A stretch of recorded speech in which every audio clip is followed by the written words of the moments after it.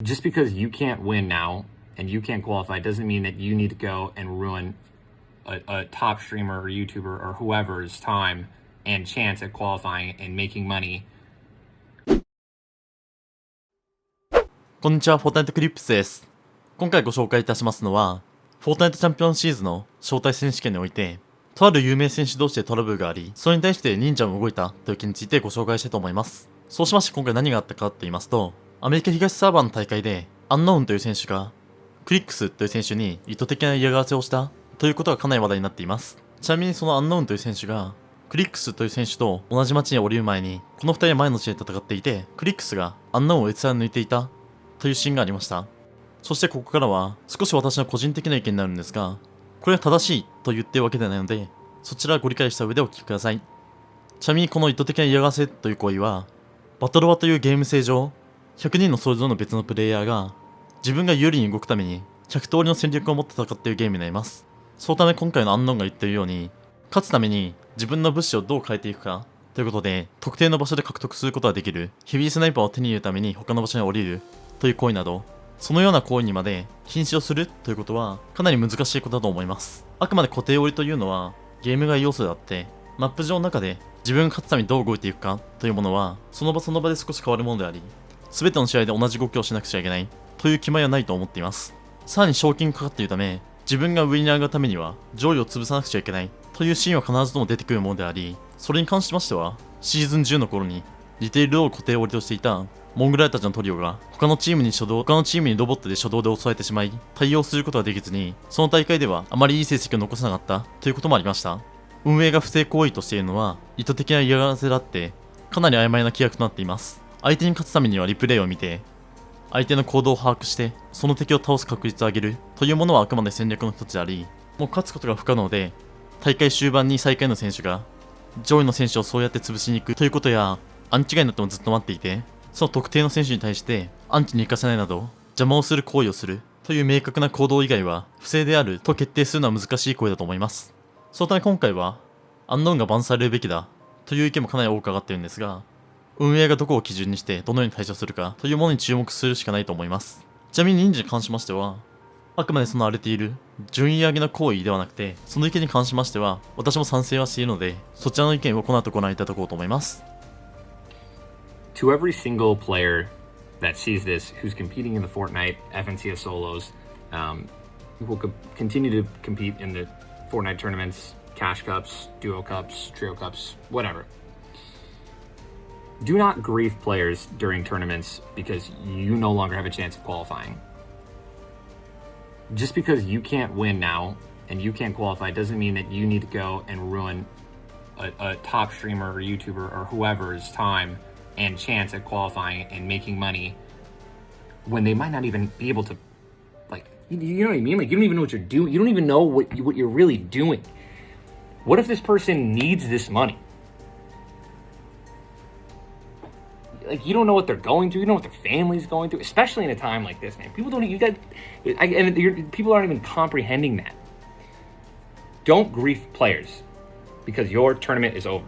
Don't land somewhere else and try to ruin someone else's tournament because you choked or sucked and now can't qualify. Okay? Find out what you did wrong and improve the next tournament. There's going to be a next tournament. This also goes out to people who actually have an audience and have a platform. You guys have to lead by example. I think these people know who I'm talking about. Don't go and grief other people's games because, they griefed yours. You have a huge audience. You guys have followings. You have to lead by example. You have to be pillars in the community. Just don't stoop to their level. Okay? Be better than that. Be better than them. And just be a good role model, man. There's so many people who are watching you. Thousands, tens of thousands of people watching you guys every day. Watching you guys compete. And you guys just have to set a good example. And try to stay above it. The box, somebody returning fire, saying absolutely not there. He's now going to be forced kind of to shotgun and play around the outside because he only has the one build as Canada takes down TJ and we closed in on our top 15.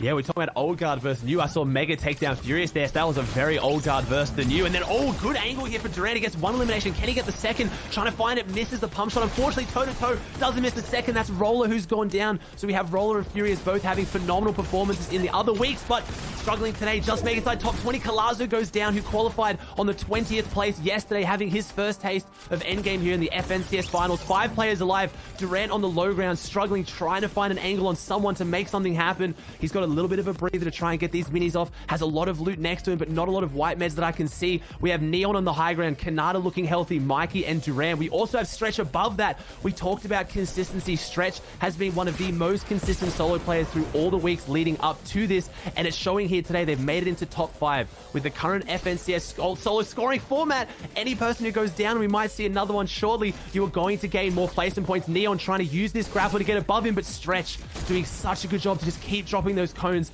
place as many builds as he can to block it off. And here we go. Neon sees his opportunity, but no, Stretch is ready for it again, and Neon is full sending it on Stretch. He's not going to be happy about this. He eventually takes it.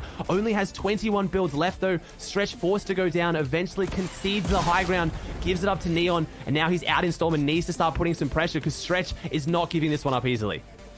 Yeah, but Stretch will end up falling there, unable to catch himself, running out of builds. Just the constant pressure from Neon in the grappler, wearing thin, making it a question of economy. And the double refreshes coming through gives him 33 builds when he had 3 previously, plus the grapple, plus Sky's assault rifle, plus the high ground, and 200 effective HP. There is absolutely no way Neon should not take this away from Mikey. Mikey now trying to play around and just rat on the low ground, looking for an opportunity, but as long as Neon just chills, he should be able to win this match. Like, there's no way you should drop this. Yeah, he's got 6 eliminations on the board. A phenomenal start for him. So he's going to have very high points. He's got epic tack in hand, Sky's AR, but you can't count it out. Play on the low ground, probably has something in the back pocket, maybe has a few mats left as well, but solid shotgun shot could maybe end this. It's 100-100. It's a tall ask. Can he do it? Neon trying to push his way through, takes the edits, but goes around and takes the high ground. Maybe he's lost his advantage here. Maybe we spoke too soon. The grappler coming out, but it being blocked off again. The 1v1 situation's breaking out. Neon trying to find his way up, trying to find any angle he can. He goes back around, 15 builds left to his name. Wrapping, he's gone down to only 10 health, and he does. He gets in on Mikey. 10 health is all he needed. Huge bullets from Polarized. He's going to go down there. Sway is going to pick up Plague, so made it into the end game, and as I say that, Vexy picks him down. Polarized now rotating around the front side of the zone. You see Crims a little bit behind him. Scoped sitting underneath that. Illist just above, actually holding ultimate high ground right now, Ozzy.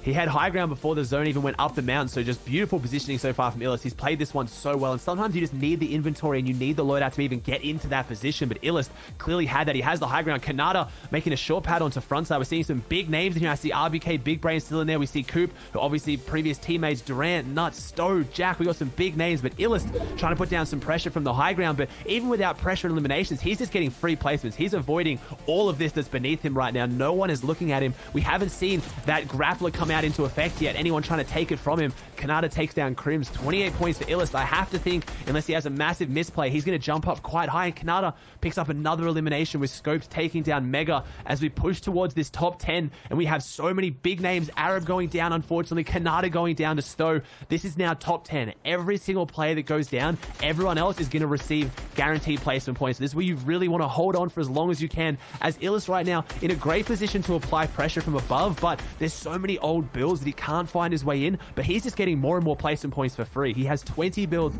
4 floppers, 6 minis. We called it last game. We almost jinxed it for Neon, but you'd have to think Illist is going to be able to close this one out as he takes down Scoped, a big shark in this lobby, and we haven't seen the grappler come into effect. I want to see if someone has that. Maybe Jelty, from what I just saw from that movement. Jelty might have that grappler to be able to take Illist high ground, but without that, this is going to be a very hard game to take from Illist.